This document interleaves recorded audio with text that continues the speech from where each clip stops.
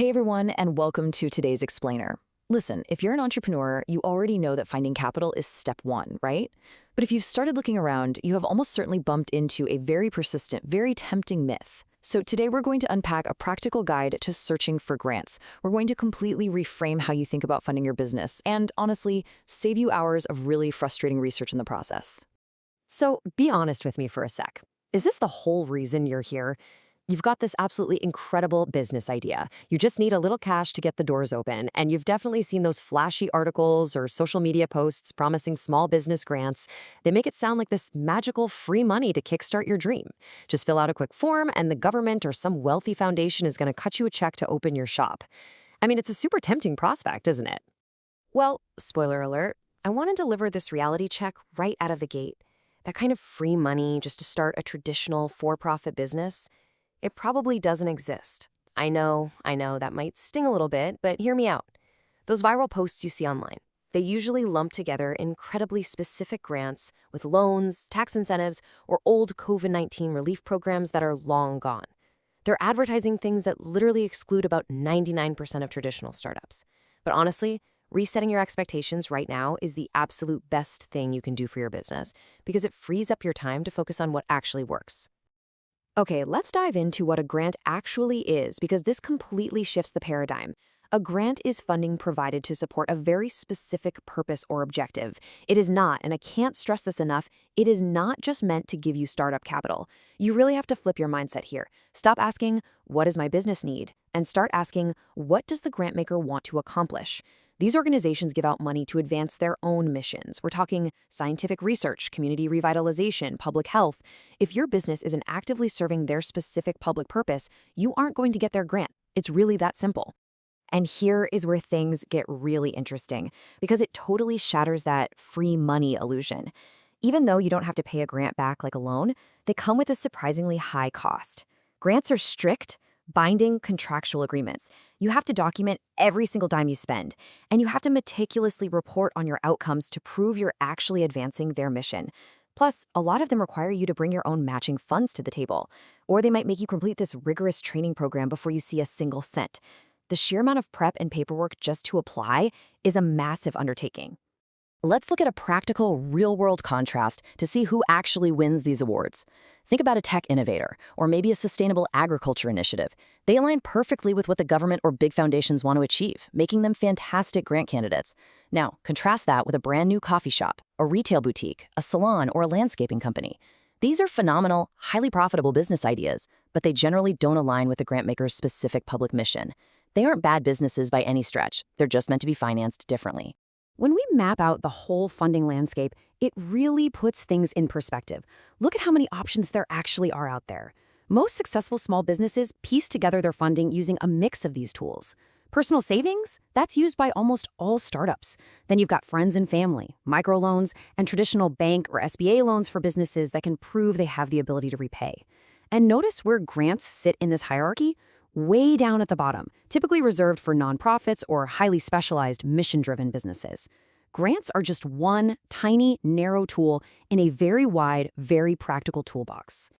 Now let's zoom in on a fantastic alternative that gets overlooked way too often while everyone is out there chasing grants. I'm talking about CDFI loans, Community Development Financial Institutions. These are specifically built for underserved businesses and entrepreneurs who have a proven ability to repay. If you've ever felt excluded or ignored by traditional banking, a CDFI is actively looking to help you out. They offer a highly practical, realistic path to getting the cash you need to open your doors, completely skipping those impossible mission alignment requirements you'd face with a grant. So the crucial takeaway for this first half is this. Grants have a very specific lane. They are for nonprofits or businesses deeply aligned with a specific public or private funding priority. That is their role in the financial ecosystem. Understanding that right now prevents you from wasting weeks of your life filling out applications for money you were never eligible for in the first place. But what if you actually are one of those rare mission-driven businesses? Like, what if you are developing new agricultural technology or launching a massive local workforce program?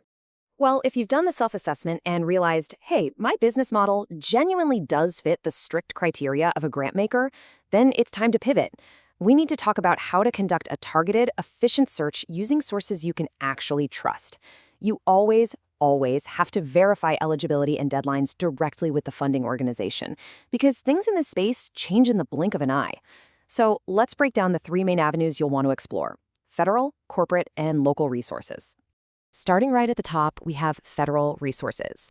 Now remember our golden rule: the federal government does not just hand out free money to individuals. Federal grants are usually massive, meant for states and huge organizations to manage public projects. But there are exceptions. Grants.gov is the official database if you want to brave the search. If you're in tech and research, you have got to check out the SBIR and STTR programs. They're known as America's Seed Fund, and they're the largest source of early-stage funding in the U.S. for commercializing game-changing tech. Or, if you're an agricultural producer, the USDA World Development Program occasionally drops specific grants you can apply for. Moving past government resources, the private sector is a whole other avenue. Large corporations and foundations love to step in where the government leaves off. But a quick heads up, these are fiercely competitive and almost always require you to jump through some very specific hoops. For example, the National Association for the Self-Employed offers growth grants up to $4,000, but you have to be a paying member. Verizon gives out $10,000 grants, which is awesome, but only after you complete their Digital Ready courses. The Amber Grant gives out huge sums, $30,000 a month to women entrepreneurs, but there is an application fee. You always have to weigh the effort against the potential reward. Finally, whatever you do, do not ignore your own backyard. Local resources usually have way smaller applicant pools, which means your odds of actually winning go way up. Economic development organizations like ADECA down in Alabama, for instance, occasionally handle grants for local workforce or rural development. And don't sleep on pitch competitions. You can walk away with anywhere from $500 to $50,000 just for getting up there and effectively presenting your business idea. Also, if you have a physical storefront, look into your local Main Street program. They frequently offer facade improvement grants to help spruce up the local shopping district. As we wrap up, I really want to emphasize this stark, vital quote directly from the source material. All prospective grant applicants should be prepared that getting a grant is hard work and competition is fierce. If you decide to go down this road, you are signing up to write incredibly detailed proposals, build out complex budgets, and mathematically prove your outcomes. And look, while organizations like the SBDC are incredible resources to help you figure out your best path forward, remember, they do not write the grant applications for you. That heavy lifting rests entirely on your shoulders. Which brings us to our final and honestly most important question to chew on today. Take a really hard look at your business model, your timeline, and your actual capital needs. Is chasing a highly competitive, super restrictive grant truly the best strategy to get your doors open? Or, by letting go of that free money myth, is it time to empower yourself to explore the broader, way more realistic funding landscape of microloans, CDFIs, and investor capital? I promise you, the right capital is out there waiting for you. You just have to know exactly where to look. Thanks so much for hanging out with me on this explainer, and I'll see you next time.